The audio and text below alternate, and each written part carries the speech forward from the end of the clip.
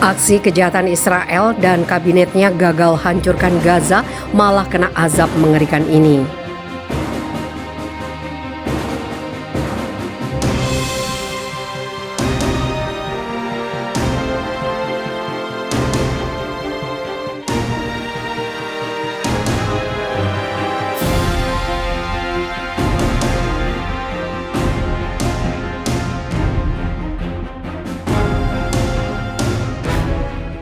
Sebagai kelanjutan dari kejahatannya, rezim Zionis membunuh 13 warga Palestina, termasuk 3 komandan senior Brigade Al-Quds, sayap militer Jihad Islam Palestina, dalam beberapa serangan teroris di tempat-tempat di jalur Gaza.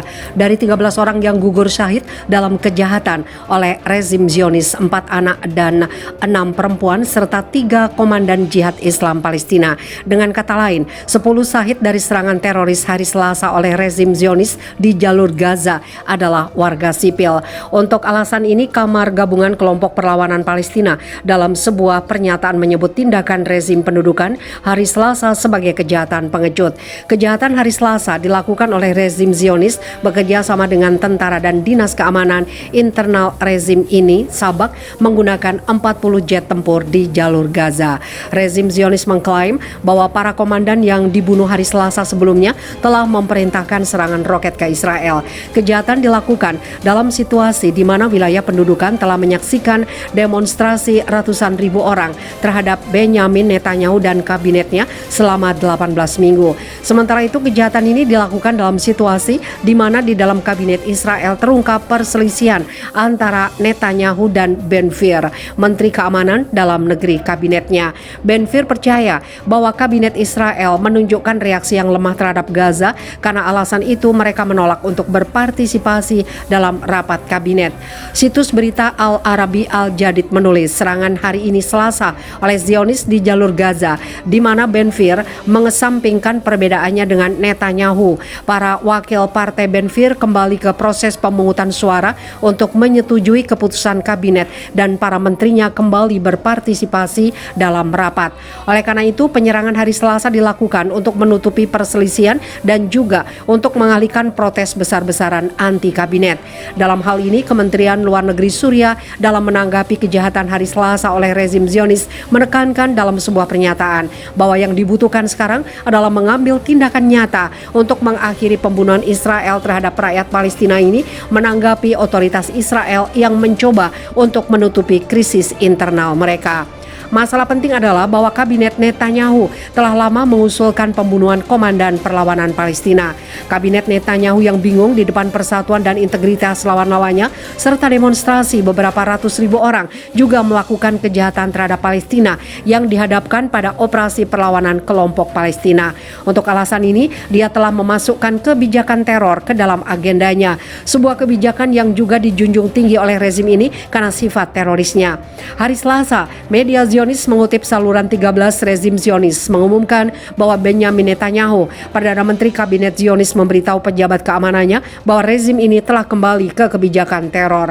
Namun reaksi tokoh dan kelompok Palestina menunjukkan bahwa mereka bukan hanya tidak takut dengan pendekatan teroris rezim Zionis, tapi pendekatan ini akan meningkatkan tekad mereka untuk menghadapi rezim ini. Musa Abu Marzok, anggota Biro Politik Gerakan Hamas, menegaskan bahwa daerah Syuhada akan membuka jalan bagi pembebasan Palestina dan pembunuhan mereka merupakan bukti kebenaran jalan yang mereka tempuh dalam menghadapi musuh Zionis, dan pesan perlawanan akan menyeluruh dan terpadu.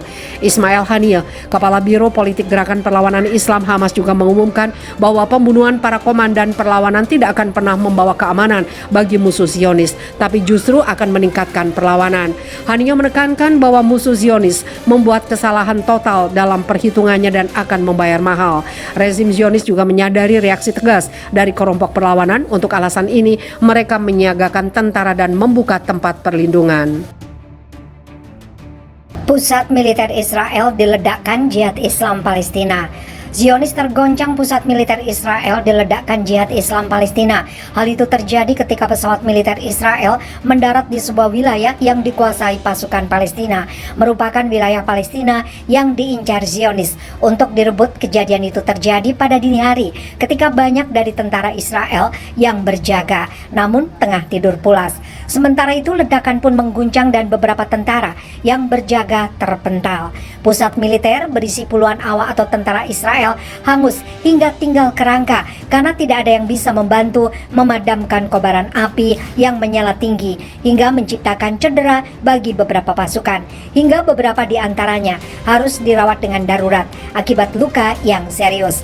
Sementara itu menurut kubu IDF, ledakan itu terjadi atau dilakukan oleh beberapa kelompok Palestina dan yang terdeteksi adalah dari kelompok Jihad Islam Palestina yang merupakan kelompok kecil namun sangat berbahaya dan terlatih. Bahkan pada Agustus tahun 2022 lalu, Israel dibikin kocar-kacir dengan serangan ratusan hingga ribuan roket oleh Jihad Islam Palestina ke wilayah Israel hingga terjadi perang selama 1 minggu dan ratusan warga Israel jadi korban atas serangan itu.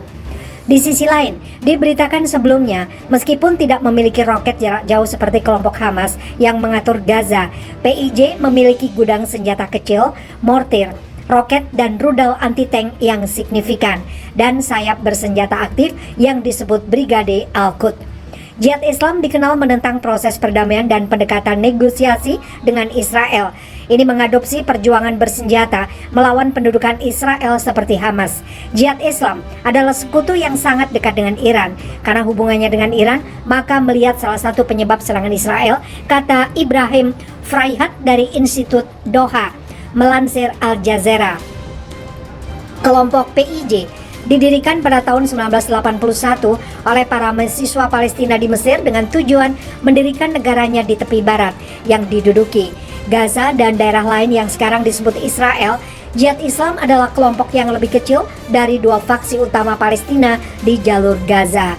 Anggota PIJ juga dilaporkan tidak lebih banyak daripada kelompok Hamas. Meskipun kelompok kecil, Jihad Islam sangat efisien dan sangat terorganisir. Ada tatanan yang kuat dalam partai itu sendiri. Meskipun ukurannya kecil, ia telah berpartisipasi dalam semua konfrontasi dengan Israel, kata Fraihat. Jihad Islam Palestina telah menjadi kekuatan pendorong dalam konfrontasi dengan pasukan Israel.